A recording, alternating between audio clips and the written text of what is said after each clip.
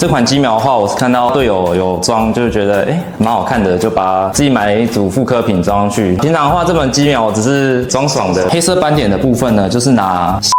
加上黑色的恐龙喷漆喷就可以有这样的效果。枪机的部分呢是 MS 的铝枪机，我是因为看到 Kumo 他们出的那个影片，拿推高机去压才可以压得坏，所以就觉得想说，蛮新奇的，就拿来用看。那这款枪机用起来，它的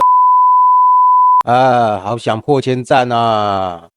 顺手按个赞，让你人生变灿烂。本频道由宝岛阵地现代战场场地提供，让对手完蛋就用 TBRM BB 弹，说明栏以及置顶留言里面都有购买连结。那大家好，我是小赵。那今天非常荣幸能够来到五阿哥的频道来介绍一下我自己的枪。那今天的话，这把是 GHK 系统的，原本它是一把 MK18。那先从外观上面来讲，那从枪托的话是 Magpul 的 CTR 仿品的托这样。那这边枪机拉柄的话就是双边的枪机拉柄，它不会像是一般 GHK 原厂那种只有单边的，它可以让我这样双边都可以做操作。那用左手的话也是可以拉枪机这样。接下来是瞄具的部分，瞄具的话可以看到这边是有滴滴的。还是真的有点困难，拍影片真的不容易。慢慢来，好。机苗的部分呢是滴滴的机苗，这款机苗的话，我是看到队友有装，就是觉得蛮好看的，就把自己买了一组复刻品装上去。平常的话，这本机苗我只是装爽的，我平常也不会到头，也不会到这么下面去看到这个机苗，去使用这个机苗。虽然要用也是可以。红点瞄具的部分呢是 Vector Optics 出的 Maverick Gen 2，有包橡胶的这个版本。我自己觉得这一款用起来其实非常顺手，加上这个 Unity 的 1.93 的增高座，上眼的速度非常快，而且它的瞄具的部分呢。看过去就是非常透，然后点的话也是非常清晰。切到最亮的话，在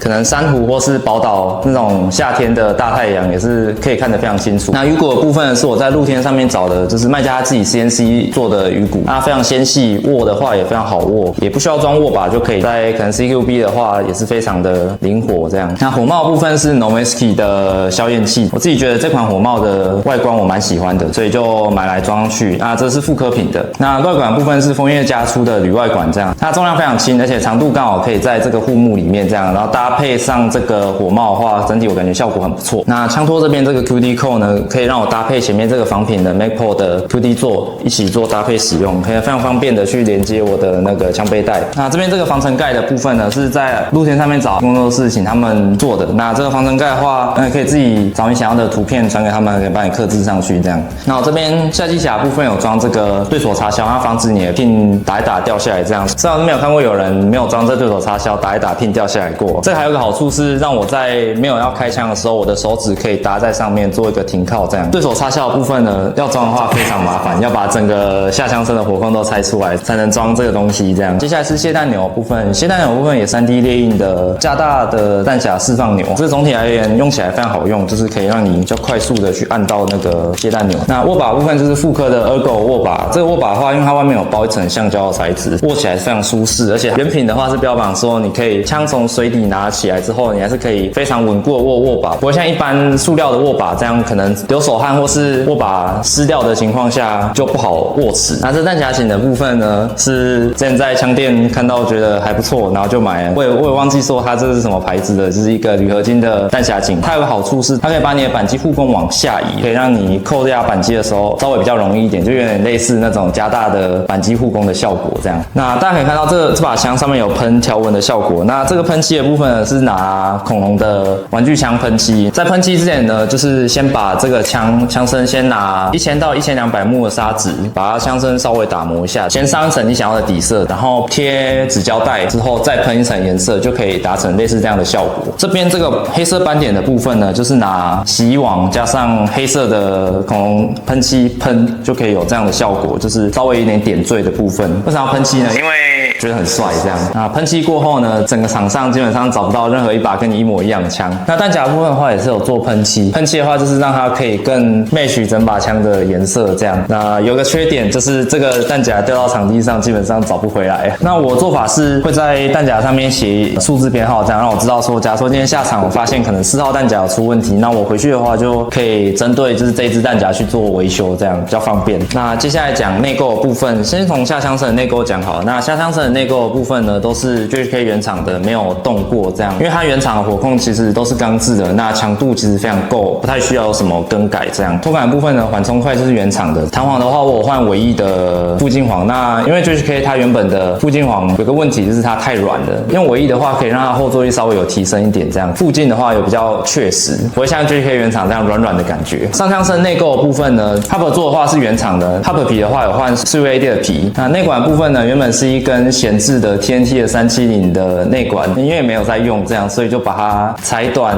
这样，让它拿来在这把枪上用这样。枪器的部分呢是 MS 的铝枪机，我是因为看到 Kumo 他们出的那个影片，拿推高机去压才可以压得坏，所以就觉得想说，蛮新奇的，就拿来用看。那这款枪机用起来，它的附近的话非常快速，而且原厂的钢枪机的话蛮重的，那这款铝枪机的话大概才几十克而已，可以非常有效的去减轻你这整把枪的重量。飞机的部分是 RITEC 的 V2 版本的可调式飞机，那用这个 RITEC 飞机的话，可以让我非常方便的把这把枪调成一角耳的设定，可以让我进去 CQB 可以不用切手枪。那 V2 版本还有一个问题就是，如果说它搭配上使用 GBB 皮的 GHK 的 Hub 座的话，它会有个问题是它的没办法把 BB 弹推到合适的位置。上面这个是完美的状态，是你的气嘴长度足够，紫色这个地方是压点 ，BB 弹可以刚好被气嘴推进 Hub 座的时候刚好吃到压点。这边这个是 V2 的状态 ，V2 的话，它把 BB 弹推到这个位置之后，它会跟压点稍微有一段距离，所以导致每一发 BB 弹它吃到的 Hub 的量会不一样。那在弹道末端的部分会有很严重的上上下下的问题。这样，那要解决这个问题的话，就是可以自己土炮，拿欧环或是卫生纸加强力胶，稍微把你的气嘴往前垫1毫米，就可以让你原本 GHK V2 的枪机可以使用 GBB 皮的 Hub 座，不会有弹道上上下下的问题。那这边的话，稍微教大家一个小方法，就是可以测试一下你枪的进弹点位置是否正确。我这边是拿一根衣架把它掰直之后，前面粘一颗 BB 弹，或是用通枪条前面粘一颗 BB 弹，也可以有一样的效果。就拿你的做好的通枪条通进你的枪管里面，到末端的时候，你会感受到一个阻力，到过阻力之后下去就会到底，这样到底之后，那你再稍微上下移动一下你的通枪条。如果说你的通枪条你感受不到任何通枪条的移动的话，代表说你的进弹点位置是正确的。那如果说会上下稍微有点移动的话，那就代表说你需要去修正一下你的气嘴的长度。那我今天呢还有再多带2个上枪身，这个上枪身的话是枫叶的手拉套件去改的，护木的话是一个绝版的 GHK 的 Kimo 护木，这个的话我是在露天上面跟别人收2手的，那现在的话应该是已经买不到了。外管部分是 AMS 的碳纤维管，加上 LEDX 的碳纤维消音器，这样搭配原因是因为它碳纤维的关系，所以它非常轻，可以让我在使用这个狙击枪的上机匣的时候，举枪的持续时间可以比较久。瞄具的部分呢是 OH Hunt 出的一个狩猎专用的瞄具，那这个瞄具的话，它是一个3倍放大的固定倍率的瞄具。会买它的原因是因为我觉得这把狙击枪它是需要一点有倍率的瞄具，但因为我们打生存游戏不太可能打到1公里、2公里的距离，这样顶多100公尺就很极限了。这个瞄具的话，对我来说可以有效的去覆盖100公尺以内的交战。这样，那增高座的部分也就是那个 Unity 的增高座。那这边这个背带环的部分呢，其实这个背带环我没在用，因为这个鱼骨它原本护木环不见了，所以我是随便拿一个护木环把它锁上去，然后这个护木的话是直接把它这样夹上去而已。夹上去之后，它左右会晃动，所以我是去枪店买一个背带环，让它扣在这边，让它不会护木左右转这样。那握把的部分呢，就是在枪店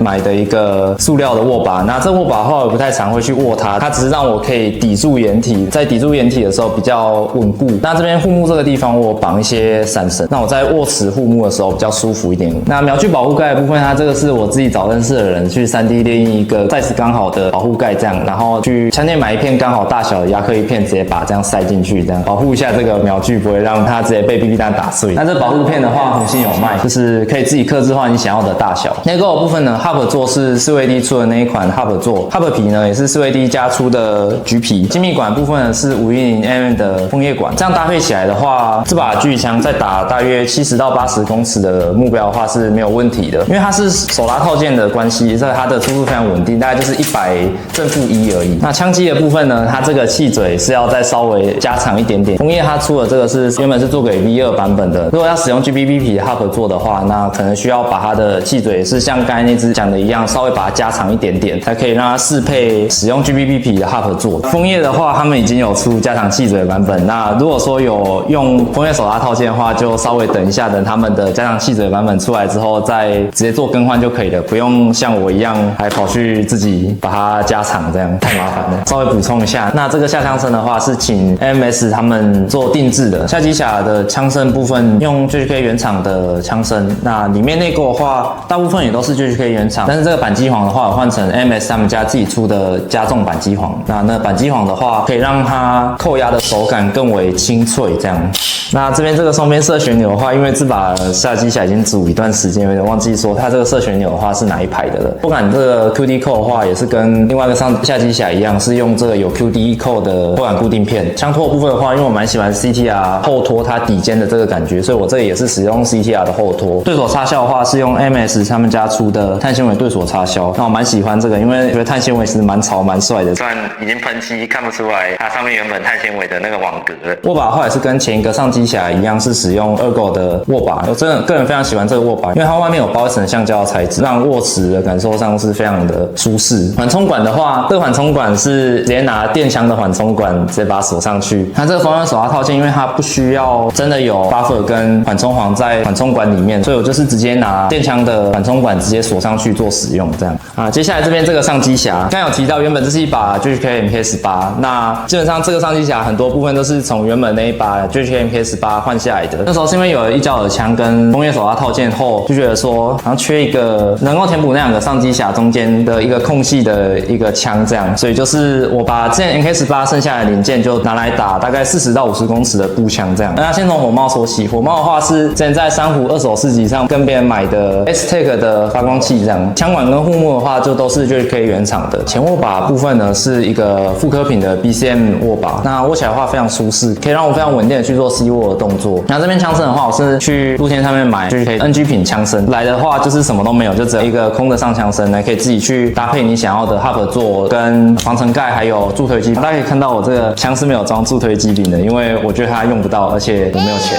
那拉柄的话也是 GHK 原厂的 MK18 的拉柄。接下来上面瞄具的话是 Vector Optics 出的一个也是3倍的固定倍率瞄具。那这个瞄具的话，相比刚刚狙击枪上面的那个3倍瞄具的话，它是稍微比较小、比较紧凑的。那出筒距的话，没有像刚刚那个瞄具一样那么长，它的出筒距稍微有短一点。搭配上这个1.93的增高座的话，也是可以让它的瞄具往后移，那效果的话也是非常不错。那这个瞄具的话，看出去也是非常透，而且它前面有附这个蜂巢盖，可以让你非常方便的直接粘一个保护片上去。那顺带一提，这个保护片红心也有卖。那防尘盖的部分跟刚才这个上机匣都是在露天上面买的。内购的话，这把枪它 hub 座的话是用枫叶的 hub 座，加上也是 CVD 的 hub 皮，跟原厂的内管这样。枪机的部分的话，就是 GHK 原厂钢枪机。那如果不想跟我一样用土炮的方式把气嘴加长，其实也可以直接去购买 GHK 原厂的 V3 的枪机就可以做使用了。出速的部分的话，这把枪是使用点4的弹重，那出速大概是落在90到95这个区间。这个上机匣的话，主要是一个比较基本款、比较万金油的角色，可以去应对一般的远玩情况都可以做使用。那这个一胶的上机匣的话，就是可以让我去可能犀牛，我想要去打 CQB 的话，就可以直接把这个换上去，然后就可以直接进去打 CQB， 不用切手枪。那这个巨枪上机匣的话，就可以让我打可能类似珊瑚或是比较开阔的场地，可以去打比较远的目标。透过这样单纯换下枪声的方式，可以让我省去很多的重量，可以不用背3把枪到场地，就是直接拿出一个新的上机匣换上去就 OK 了。那对我来说，打生存不是只有实际下场去游玩，那自己改枪的话，对我来说也是蛮有乐趣的一件事情。就打生存的话，就是可能对我来说70%的乐趣是下场，然后30%的乐趣是自己弄这些装备，这样枪自己改这样。那讲一下枪带哦，因为你一般的那种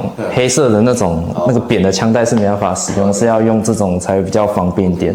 那如果要达成像这样的效果的话，就可以直接去红心买一个这个88公分的机枪带，它中间有个很大的分隔，然后跟2个小的分隔这样，中间这个直接放弹药或是瓦斯这样，然后3个上机匣的话都可以塞进这2个小分隔这样，那可以让你就是下场的时候不用带到3把枪，但也可以有3把枪的效果。那以上就是我枪的介绍，那还是再次感谢五阿哥让我来上这个频道，可以让我来跟大家聊一下自己的武器配置这样。喜欢这部影片的话，可以按赞、订阅、加分享，然后打开小铃铛。如果想要介绍自己枪的话，也可以到五阿哥的粉丝专页上私讯五阿哥，